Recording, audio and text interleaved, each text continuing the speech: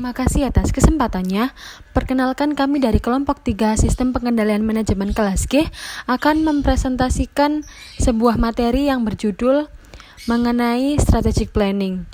Yang akan kita bahas hari ini adalah mengenai kasus 81, yaitu tentang Elite Office Products. Semoga dengan adanya video ini rekan-rekan dapat lebih terbantu untuk memahami materi yang akan dibahas. Terima kasih. Berikut adalah nama-nama dari anggota kelompok kami. Untuk penjelasan lebih lanjut, akan kami jelaskan di slide selanjutnya. Terima kasih atas kesempatannya. Perkenalkan, nama saya Mega Yulita Miani dengan NIM 2018-310-229. Berikut saya akan menjelaskan mengenai terkait bisnis TFC, di mana Elite Fish Product adalah sebuah perusahaan dengan penjualan tahunan sebesar 9 juta dalam bentuk bisnis dan produk kertas khusus, di mana seperti kertas tulis, amplop, kartu catatan, dan kartu ucapan.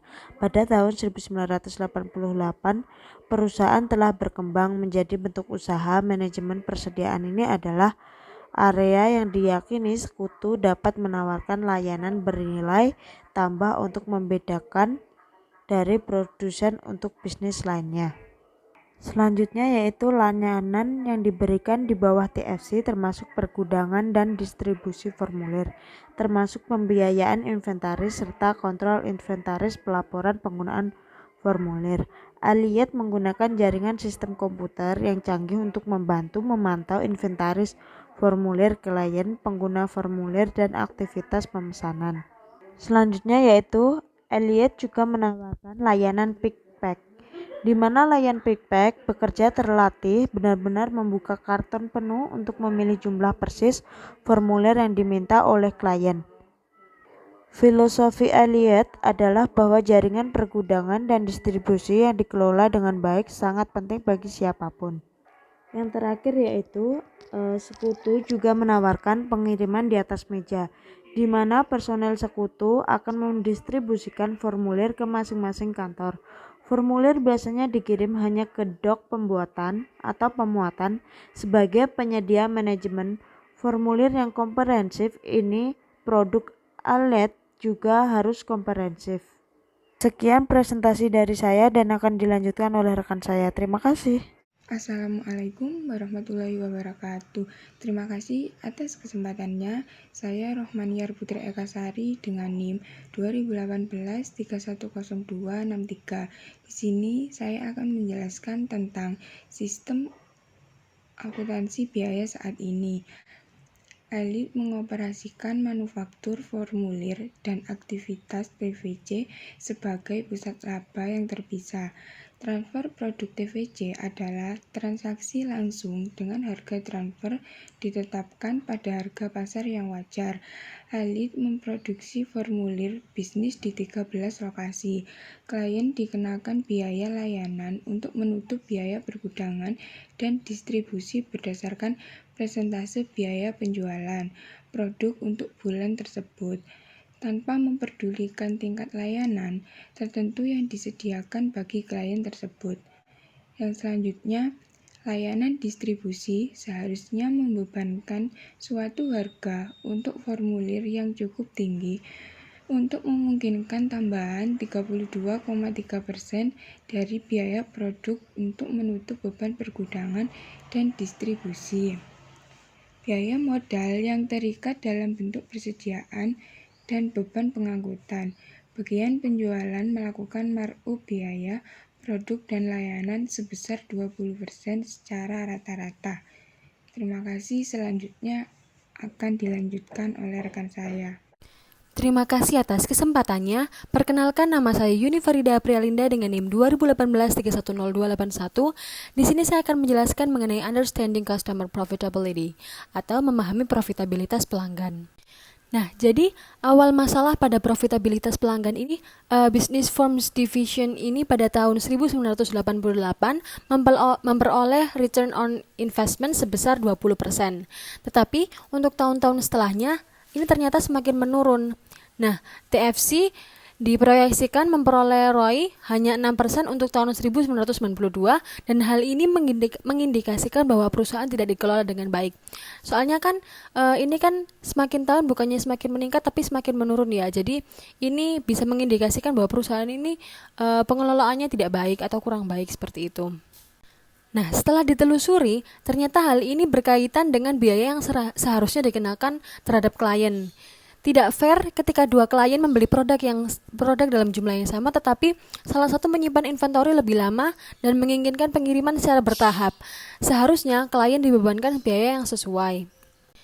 Jadi ini pertamanya tuh ada pelanggan A sama pelanggan B. Nah, ternyata pelanggan A dan pelanggan B ini membebankan biaya yang tidak sama kepada perusahaan. Jadi ada pelanggan yang pembebanan biayanya itu lebih banyak dibebankan ke perusahaan. Mungkin seperti pengirimannya secara bertahap, kan itu kan menimbulkan biaya yang cukup lama dalam hal penyimpanan barang ya, inventory seperti itu.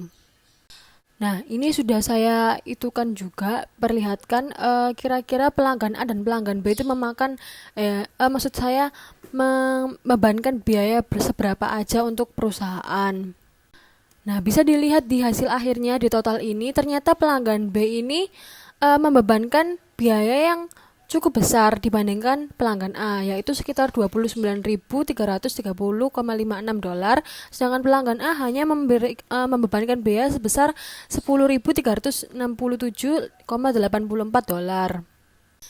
Nah, hal ini dikarenakan mungkin memang terlihat pelanggan B membebankan biaya yang besar ini karena memang dia pembeliannya cukup banyak. Tetapi bisa kita lihat juga di slide ini bahwa ada tambahan di charge yang desktop. Jadi pelanggan B ini membebankan ada tambahan biaya lagi di desktop seperti itu. Nah, kemudian pada slide selanjutnya diberikan kesimpulan bahwa pelanggan B akan memberikan pendapatan yang lebih besar kepada perusahaan. Hal ini dikarenakan pelanggan B menggunakan jasa perusahaan. Ketergantungan pelanggan B begitu tinggi terhadap perusahaan dikarenakan lebih banyak memanfaatkan fitur perusahaan daripada pelanggan A yang selama ini berperan sebagai pembeli biasa yang tidak terlalu merepotkan perusahaan. Oleh karena itu, perusahaan elit bisa mempertahankan pelanggan B dan pelanggan A sekaligus dengan prinsip ABC, karena aktivitas yang mereka bebankan ke perusahaan ini berbeda, dan pendapatan yang diterima oleh perusahaan seharusnya berbeda pula.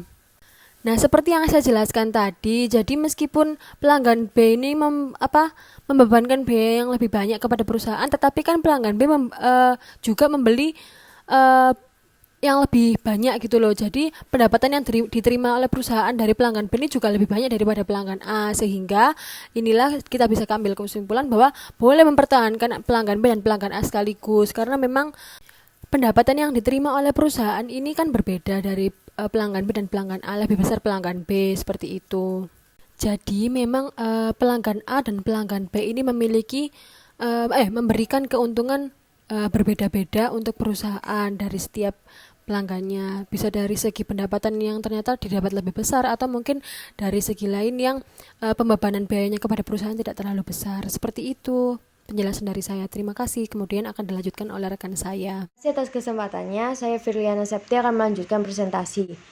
Dalam kasus ini, John dan tim melakukan kunjungan ke pusat distribusi. Mereka menemui beberapa orang, yaitu manajer, supervisor, dan operator entry data. Mereka menceritakan apa saja yang terjadi di pusat distribusi.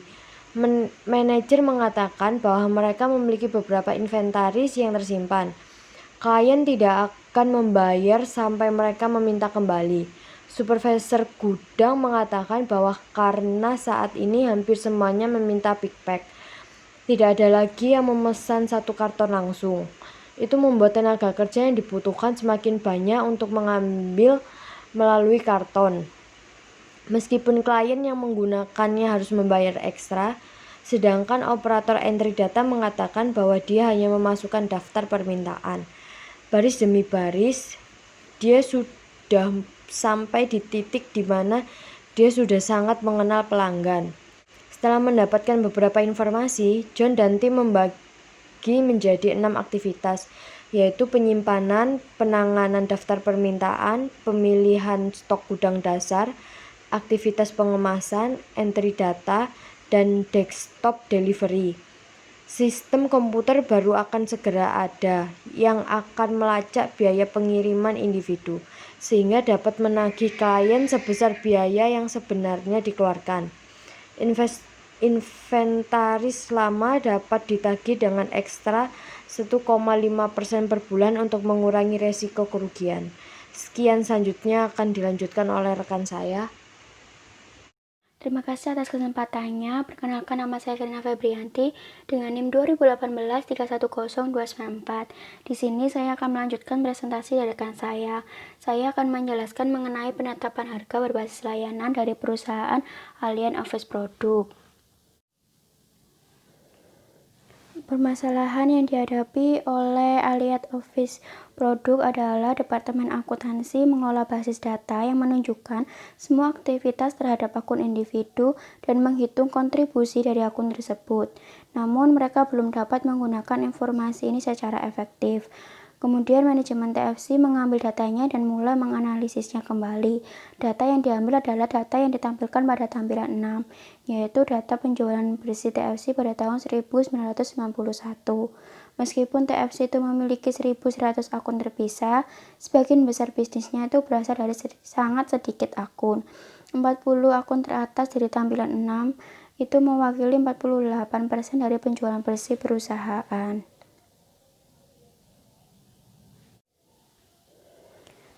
Sebagai cara untuk memahami profitabilitas pelanggan, manajemen TFC mengelola kembali informasi dalam basis data seolah-olah akun tersebut telah dikenakan biaya layanan berdasarkan penggunaan aktual. Sementara net sales dan produk cost sama seperti sebelumnya. Informasi tersebut didapat dari tampilan 3 dan tampilan 4, di mana tampilan 3 itu menunjukkan 20 akun teratas dari TFC pada bulan Agustus 1992, dan tampilan 4 itu menunjukkan 20 akun terbawah dari TFC pada bulan Agustus 1992. Karena sebagian besar keuntungannya itu berasal dari sedikit akun, pihak manajemen memikirkan untuk memperbaiki profitabilitas dan berpikir untuk langkah berikutnya. Apakah TFC harus menerapkan sistem SBP atau tidak? Kesimpulan yang dapat diambil dari permasalahan di atas adalah sebaiknya TFC menerapkan sistem harga berbasis layanan atau SBP. Walaupun dengan menggunakan SBP mungkin tidak menjamin bahwa profitabilitas TFC tersebut akan meningkat. Namun dengan bantuan ABC System yang berguna untuk mengetahui pelanggan yang menguntungkan dan yang tidak, SBP akan memberikan kontribusi yang besar terhadap net sales dari divisi TFC. Sekian presentasi dari kelompok 3, kurang lebihnya mohon maaf. Terima kasih. Baiklah rekan-rekan, demikian adalah video presentasi dari kelompok kami. Semoga dengan adanya video ini, rekan-rekan dapat lebih memahami materi yang dibahas pada minggu ini. Terima kasih.